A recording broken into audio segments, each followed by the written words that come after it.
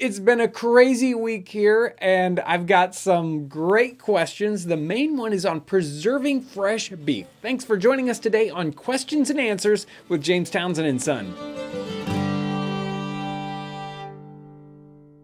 Yeah, first of all, I want to welcome all the new subscribers that came in on the Reddit article, and it was on Facebook and in YouTube trending.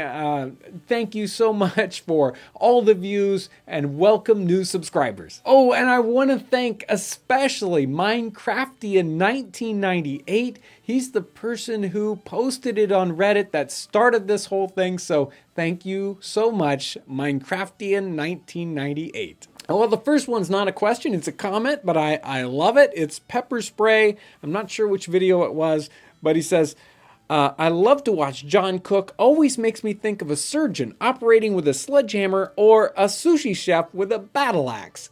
You know, sometimes I feel like that when I'm cooking, and I know Kevin thinks it when he's behind the camera. Here's an interesting comment that came in on MJ12310. And it's on the video about growing your living history group. Is it feasible to be in more than one time period as a reenactor? Can I go dressed up as a Revolutionary soldier with one group of guys one day and then the next go for the Civil War? Yes, a lot of people do multiple time periods. Once you get interested in living history, sometimes you get interested in different kinds of personas within the same time period or actually other time periods. And sometimes people will start in Civil War and they'll move to a different time period or vice versa. So many people do multiple time periods, very doable. Here are two questions and they're kind of related. This one is BoobTuber06. Sir, are these only English recipes depicted? Will you happen to venture into Italian, French, German of that time? Thank you. And Alex Lipscomb says, hey, I love your videos. I don't know if this has been asked, but I'll ask anyways. Have you ever considered doing these cooking videos or other videos from a different century? Well, we do kind of specialize in American 18th century and, well, actually mostly English 18th century because there's very little really solid documentation for American 18th century. But that's basically what we stick with. We do sometimes venture into, French or German things if they're closely related. And sometimes we do a 17th century recipe or, go into the 19th century a little bit. We would like to connect up more of these, specifically the different cultures that mesh in North America and the food history that goes back into those home countries and back into time. All those things are very interesting to us and we would love to cover that, but really that takes a lot more resources, a lot more time and research, and we don't currently have that kind of ability. So while we may stretch out a little bit, we're probably going to stick mostly close to home, for at least for now. Here's a question from Sean Liu. It's on the cabbage farce, or a sort of a cabbage boiled pudding. And the question is there a great difference between a pudding cloth and a cheesecloth? And yes, there is a great deal of difference between the two. You really need a pudding cloth, needs to have a much tighter weave. Cheesecloths are on purpose very, very loosely woven to let liquids pass through them, and on a pudding cloth you actually are trying to keep that from happening too much. You don't want the contents of your pudding getting through the cloth and getting out. So yes, there's a great deal of difference. Here's a great question from M. Todd. Hi John, I enjoy your videos for a few years now and I think you're doing a good job. Keep up the good work. My question is, how do you deal with hot weather wearing wool outfits and uniforms? Yeah, the difference, and somebody else had a real kind of similar question. It had to do with the layers of clothing that you wear in time periods. And people wore so much more clothing, so many more layers, a shirt, a vest or a jacket in the time period, a coat on top, hats, all kinds of, all these different layers that today we don't wear. And we, of course, are not used to having all these heavy layers of clothing on today. And, all the times I've worn that out in really hot weather, you get used to it actually pretty quickly. You're sometimes, I mean, if it's really hot out, the under layer, your undershirt gets soaked with sweat. And then all of a sudden it sort of is always that moisture is going through these outer layers and is cooling you off. And so it's not as bad as it sounds. It definitely is not impossible to do. And some people find it almost more comfortable. And I don't know about that for me necessarily, but it's certainly not as bad as it looks. Here's an interesting question from Shane Boone, and it's on the Preparing Salt Pork episode.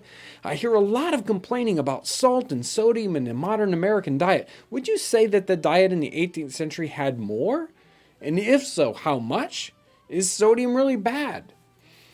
Wow. That's a really tricky question, and I'm not even going to try to answer the back part because, there are differing schools of thought on salt and sodium and whether it's really bad for you. And I'm not part of that argument. I like salt. I eat lots of salt. I think it's yummy. But obviously it's bad for some people, and it definitely depends on your diet. Now, the question about did they have more salt in the 18th century in their diet? And I think it really goes to exactly where you're at and the situation for this person. They used salt for preserving meats and vegetables in the time period. And so, I mean, heavily salted things were much more common, especially in the meats. And I think they were probably used to having things that were much more salty at times.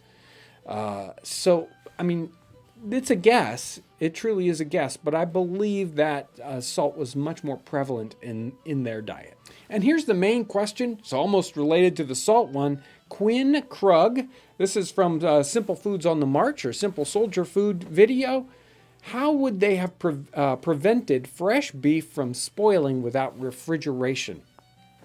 And in this case, the soldiers were given fresh beef instead of salt beef. That's most of the time in those is kind of soldier situations in North America, it's likely that they were issued fresh beef.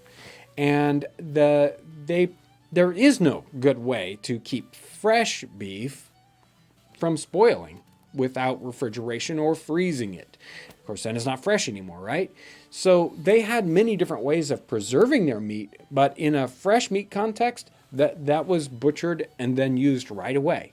And in fact, one of the reasons why they butchered mostly in the fall was because it was cool or cold, and their fresh meat would last longer because of that. But during the summer, there was no choice. If you butchered an animal, you either ate that beef fresh right away before it spoiled, or you preserved it by salting it. You might pickle it.